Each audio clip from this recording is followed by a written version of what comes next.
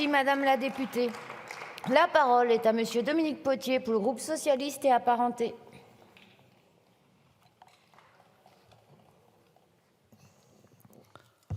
Madame la présidente, Madame la ministre, monsieur le rapporteur, chers collègues.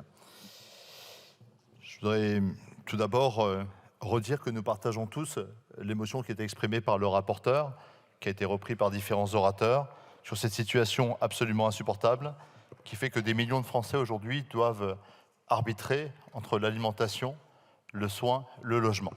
C'est une honte, il faut le dire, pour notre pays.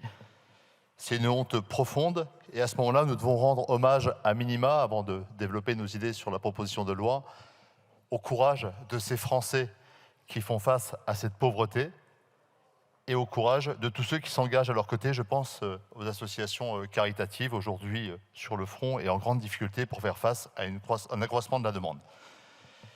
Mais cette compassion pour ce courage et pour la charité ne doit en aucun cas nous distraire de notre exigence absolue de justice.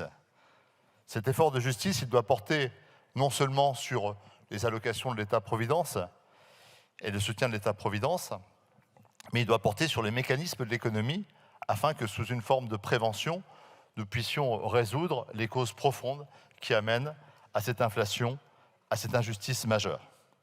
Ça a été un effort qui a été engagé dès 2016. Ce sont les lois Sapin II en matière de régulation des prix agricoles et alimentaires. C'est Egalim 1 en 2018, Egalim 2, la loi d'Escrozaille, dite d'Escrozaille, et puis plus récemment, une initiative de Bruno Le Maire, que je ne commenterai pas, sur l'avancement de 15 jours des négociations commerciales ou de 1 mois, de quelques jours.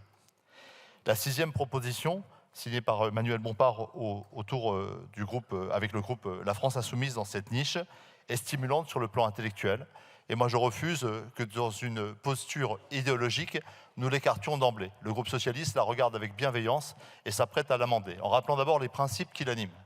Nos principes sont ceux du fait que le pouvoir d'achat des Français ne veut pas se construire au détriment de notre appareil productif. Sinon, nous laissons cours à toutes les opérations des chinoiseries qui aujourd'hui envahissent notre pays. Et c'est le sens, par exemple, de la démarche du groupe socialiste qui a porté plainte à l'OCDE contre le groupe Chine pour dire que le pouvoir d'achat des Français ne pouvait pas se faire par la porte ouverte à n'importe quel dumping social, environnemental et fiscal de par le monde.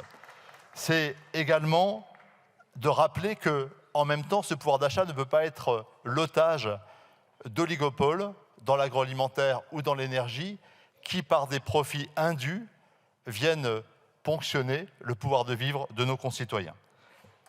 Nos principes sont également ceux de la transparence. Nous savons très bien qu'aujourd'hui, nous n'avons pas la vérité des prix et de la construction des prix, parce que les transferts de coûts au sein des multinationales, l'optimisation fiscale majeure, qui est celle de la grande distribution, par la dissociation du parc immobilier depuis l'appareil de vente, nous distrait de la vérité des bénéfices qui sont faits par cette grande distribution. Nous savons par ailleurs que nous n'avons pas de transparence sur le fait que certains grands industriels de l'agroalimentaire, à l'échelle internationale, ont un quasiment monopole sur les prix qu'ils fixent aux consommateurs, à la grande distribution aux consommateurs, parce qu'ils ont, par l'imaginaire publicitaire qu'ils ont créé une situation de dépendance, de servitude marchande qui les rend tout puissants dans les négociations commerciales.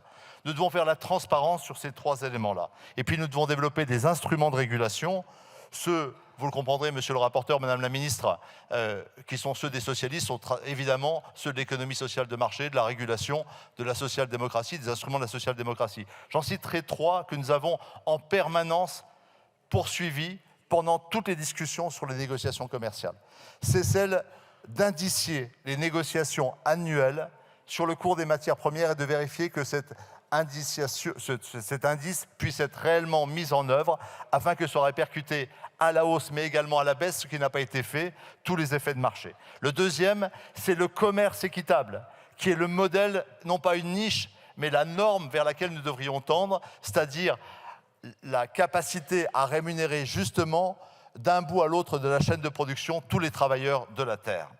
Enfin, c'est ceux des contrats tripartites pluriannuels qui nous permettent une visibilité, la construction d'un prix, la construction de projets territoriaux et de filières qui répondent à l'attente des consommateurs avec un juste prix. Sous réserve que cette proposition de loi soit considérée comme une expérimentation pour temps de crise.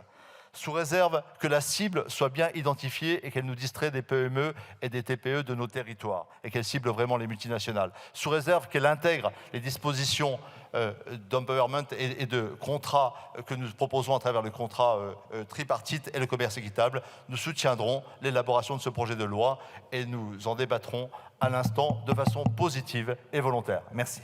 Merci, monsieur le député. La parole est à